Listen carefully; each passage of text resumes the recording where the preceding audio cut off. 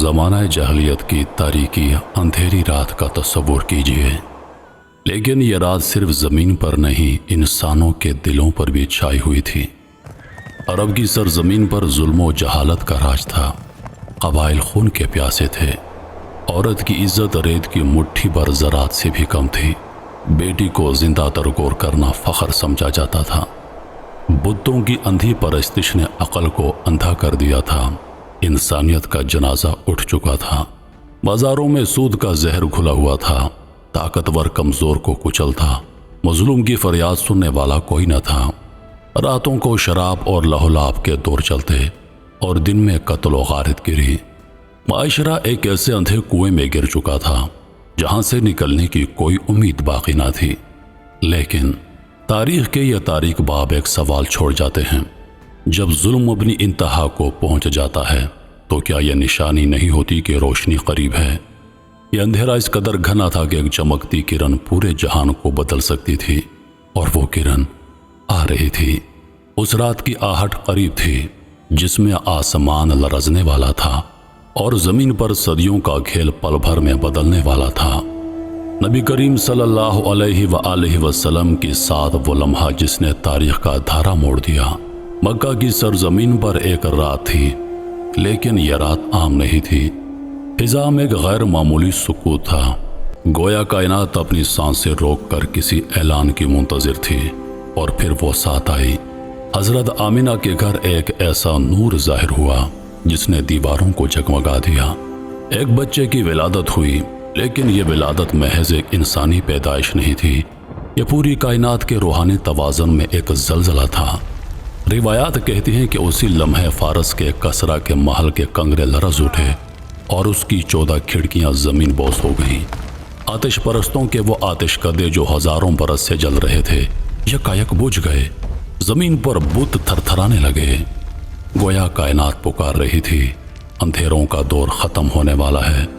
यह कोई इत्तेफाक नहीं था, ये एक इशारा था कि वो हस्ती तशरीफ़ ला चुकी है जो जुल्म के ऐवानों को हिला डालेगी, जो इंसानियत को क़ैद से आज़ाद करेगी और जो दिलों पर हुक्मरानी करेगी। मक्का के आसमान तले पैदा होने वाला ये नूर वक्त के पर्दे फाड़कर आने वाले सदियों के लिए रोशनी बनने वाला था। लेकिन ये रोशनी कैसे फैलेगी और ये बच्चा कैसे अपने बचपन में ही कायनात की तकदीर के निशान देने लगेगा? रूहानी इशारे वो बच्चा जो अभी माँ की गोद में था, लेकिन उसके वजूद की बरकत से ज़माने बदलने लगे। हज़रत आमना ने बयान किया कि जब रसूलुल्लाह पैदा हुए तो एक ऐसा नूर निकला जिसने शाम के महलात को मुनव्वर कर दिया। यह महज एक बच्चे की मुस्कुराहट न थी, यह मुस्तकबिल की पूरी कायनात को झंझोड़ देने वाला इशारा था। जब आप अलैहिस्सलाम हज़रत हलीमा सादिया के घर गए तो वहाँ की किस्मत बदल गई। पहले उनका घर गुर्बत और कहत का मंजर पेश करता था, लेकिन जैसे ही नन्हे मोहम्मद वहाँ आए उनके जानवर ज़्यादा दूध देने लगे। खेतों में बरकत आ गई और चेहरे पर सुकून उतर आया। एक बच्चे की मौजूदगी ने एक पूरे ख़ानदान की ज़िंदगी बदल दी। ये थी पहली झलक उस रोशनी की जो पूरी इंसानियत पर छा जाने वाली थी। फिर वो लम्हा आया जो सबसे ज़्यादा हैरान कुन था। आप अलैहिस्सलाम का दिल शक किया गया और उसमें से कीना और शैतानी असरात निकाल कर नूर से भर दिया गया। यह कोई आम वाक़या ना था, ये ऐलान था कि यह बच्चा सिर्फ ज़मीन के लिए नहीं, आसमान के लिए भी ख़ास है। लेकिन सवाल यह है, जब आलिम गैब खुद उस हस्ती को तैयार कर रहा था तो ज़मीन पर क्या इशारे छुपे हुए थे? और आलिम गैब की गवाहियाँ सोचिए। एक बच्चे की विलादत और कायनात का हर ज़र्रा गवाही दे रहा है। यह सिर्फ मक्का का वाक़या ना था, बल्कि आसमानों पर भी हलचल मच गई थी। फरिश्ते सफ बस्ता खड़े थे और आलम गैब की सरगोशियाँ ज़मीन वालों को बता रही थी कि तारीख़ का सबसे बड़ा इनकलाब शुरू हो चुका है। यहूदी उलमा अपने ख्वाबों में देखते हैं कि नबूवत का चराग अरब की तरफ मुंतकिल होने वाला है। अहले किताब के सहीफ़े उस बच्चे की आने की निशानियाँ सुनाते हैं। शाम और यरूशलेम के बुज़ुर्ग लरज़ गए, क्योंकि उन्हें पता था कि जिस हस्ती का इंतज़ार सदियों से था वो अब आ चुकी है। मक्का की फ़िज़ाओं में भी ये असर महसूस होता। कुछ ने कहा कि सितारे झुकने लगे, कुछ ने कहा कि बुत गिरने लगे हैं। हकीकत ये थी कि एक बच्चे की विलादत ने शैतानी सल्तनतों को हिला दिया था। आतिश परस्तों के दिल कांप उठे اور اندھیروں کے ستا کر ڈرنے لگے۔ دنیا کے تخت لرز گئے، کیونکہ آسمان نے اعلان کر دیا تھا کہ ظلم کا وقت ختم ہونے والا ہے۔ لیکن یہ بچہ جس کی پیشانی سے نور جھلکتا تھا ابھی تو خاموش تھا۔ سوال یہ تھا جب یہ خاموشی ٹوٹے گی تو کیا ہوگا؟ رسالت سے پہلے کی زندگانی میں روحانی شان وہ بچہ جوانی کی دہلیز پر قدم رکھ چکا تھا۔ لیکن سوچنے کی بات ہے، عرب کی سرزمین پر جھوٹ، دھوکہ اور فریب عام تھا۔ وہاں ایک نوجوان اپنی سچائی اور امانت داری سے پہچانا جانے لگا۔ قریش نے اسے الصادق اور الامین کہا۔ یہ لقب کسی خاندان یا طاقت کی وجہ سے نہیں، بلکہ اس بے داغ کردار کی وجہ سے تھا جو اندھیروں میں روشنی کی مانند چمک رہا تھا۔ بازاروں میں لوگ اس پر بھروسہ کرتے، قافلے اپنی امانتیں اس کے حوالے کر دیتے، لیکن اس کی آنکھوں میں ایک سکون اور ایک خاموش تڑپ چھپی تھی۔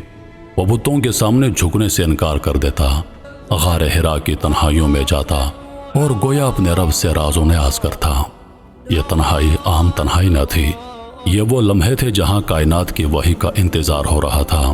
لوگ اسے ایک عام تاجر سمجھتے، لیکن حقیقت یہ تھی کہ وہ دنیا کی سب سے بڑی وحی کا منتظر تھا۔ اس کی خاموشیاں بولتی تھیں، اس کا کردار گواہی دیتا تھا کہ یہ نوجوان انسانیت کا بوجھ اٹھانے کے لیے چنا گیا ہے۔ لیکن سوال باقی تھا، جب اس کی زبان کھلے گی تو کیا دنیا سننے کے لیے تیار ہوگی؟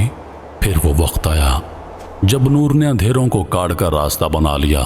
وہ زبان جو برسوں خاموش رہی تھی اب وحی کے الفاظ دہرا رہی تھی، اقرا، اور یوں ولادت نبوی کا اصل مقصد آشکار ہوا۔ وہی عرب جو صدیوں سے خون کے پیاسے تھے بھائی بھائی بن گئے۔ وہی عورت جو زندہ دفن کر دی جاتی تھی عزت کا تاج پہننے لگی۔ غلام جو بیڑیوں میں جکڑے ہوئے تھے اپنے آقا کے برابر کھڑے ہو گئے۔ سود کے اثرات کچلے گئے اور عدل کی بارش برسی۔ یہ انقلاب صرف عرب تک محدود نہ رہا، روم اور فارس کے ایوان لرز گئے۔ دنیا کو پہلی بار معلوم ہوا کہ طاقت تلوار میں نہیں کردار میں ہے۔ وہی قریش جو کبھی اپنے قبیلے پر فخر کرتے اب ان اکرمکم عند اللہ اتقاکم کی صدا سننے لگے۔